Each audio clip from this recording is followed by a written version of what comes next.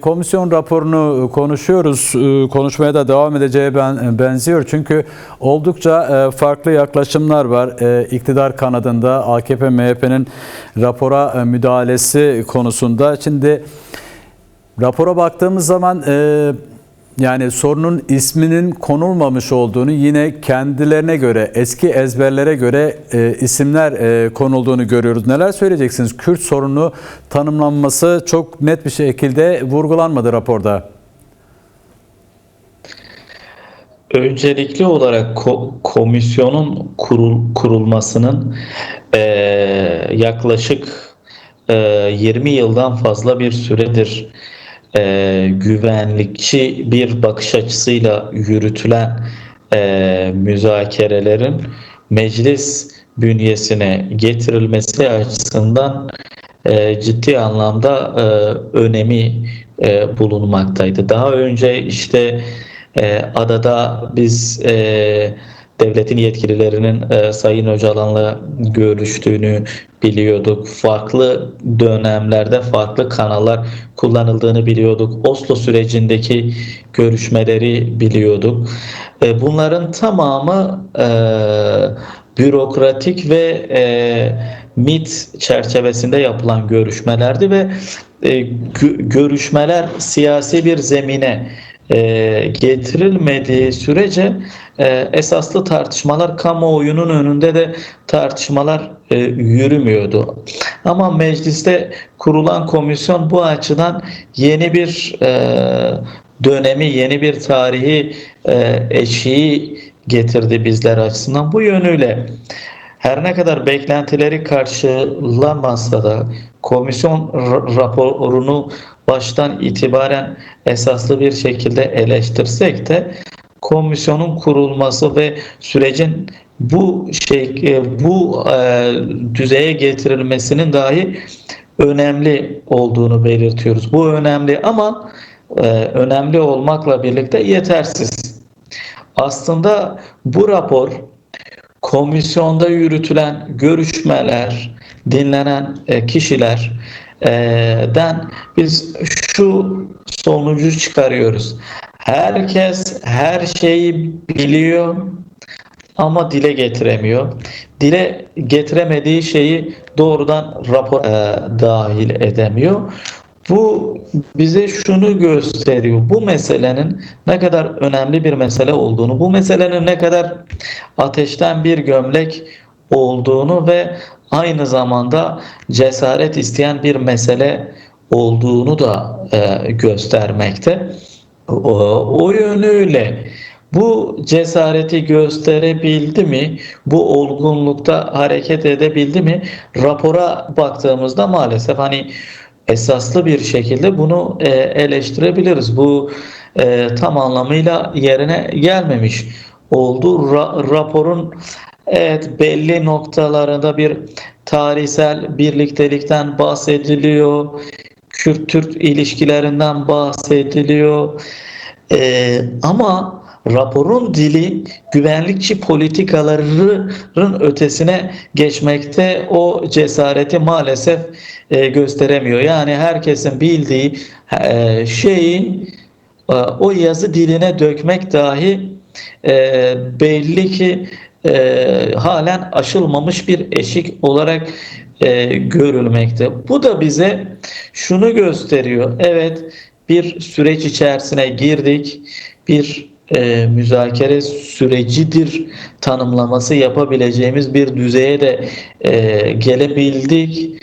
Ama halen aşmamız gereken çok yol olduğunu da görmüş olduk. Bu da komisyonun raporu üzerinden yapabileceğimiz bir değerlendirme. Tarihsel geçmişi tanımlıyorsanız tarihsel geçmişin kopuş sebebini, gerekçelerini sadece güvenlikçi politikalarla açıklayamazsınız. Madem ki 1000 yıllık bir kardeşlik hukuku tesis edilmişse bu hukukun ilk bozulduğu nokta neresiydi?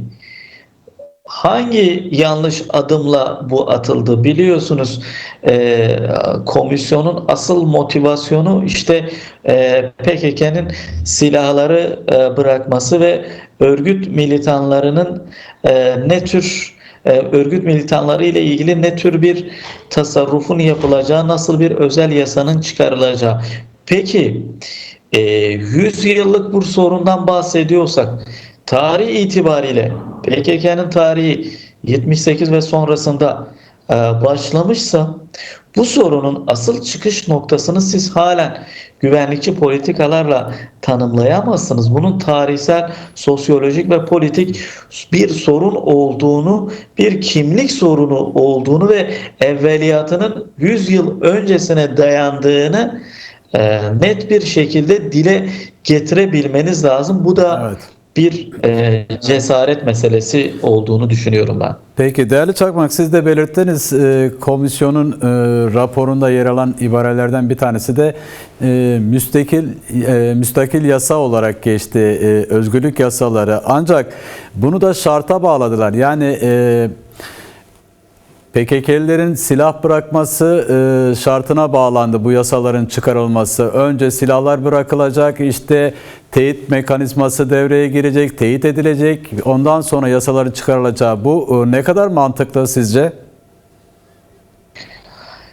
Şimdi bu aslında dünya çatışma çözüm deneyimleri açısından da ciddi anlamda denenmemiş bir yöntem. Yani burada yapılacak olan şey demokratikleşme adımlarının bunlarla paralel atılması gerekir. Kabul edelim etmeyelim. İki taraf var ve iki tarafta teknik açıdan, teorik açıdan da ciddi güven problemi yaşıyorlar. Bu güven probleminin bir şekilde aşılması lazım.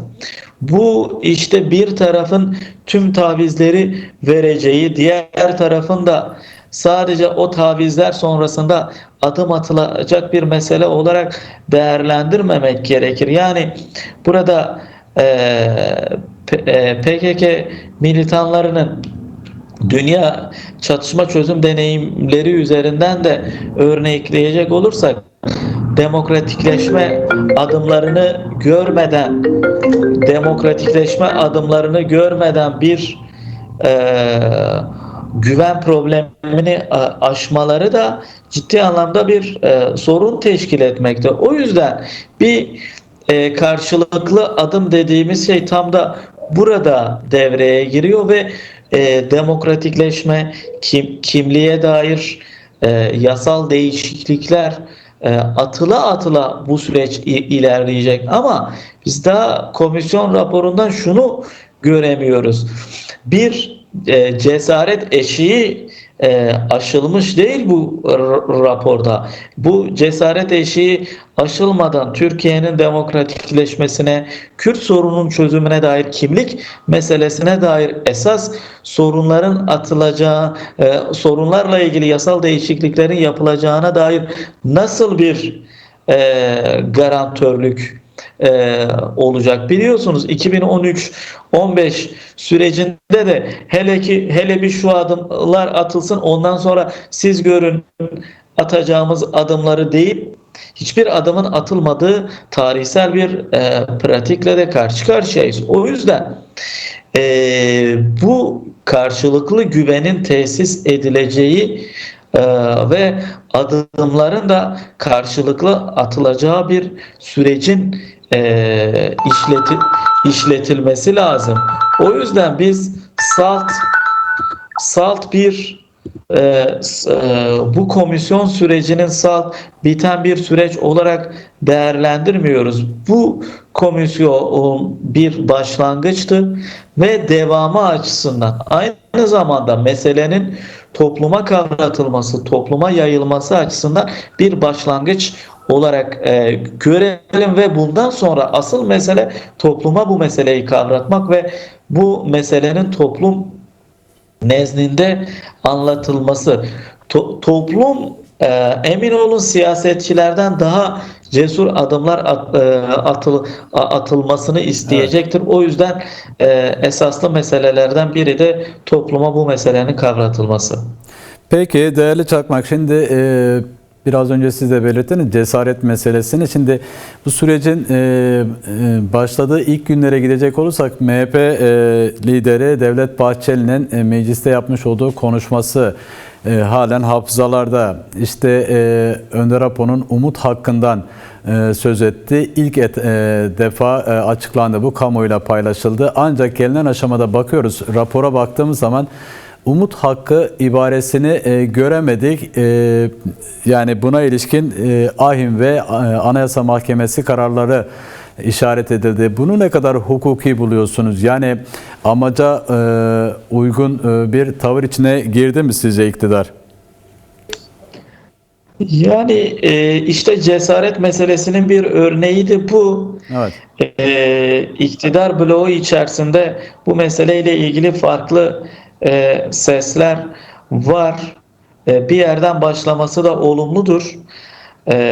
Ama bu halen netleştirilmemiş bir mesele olarak ve süreç içerisindeki öneminin kavranmaması da bizce esaslı bir eksiklik olarak eleştireceğimiz bir nokta. Yani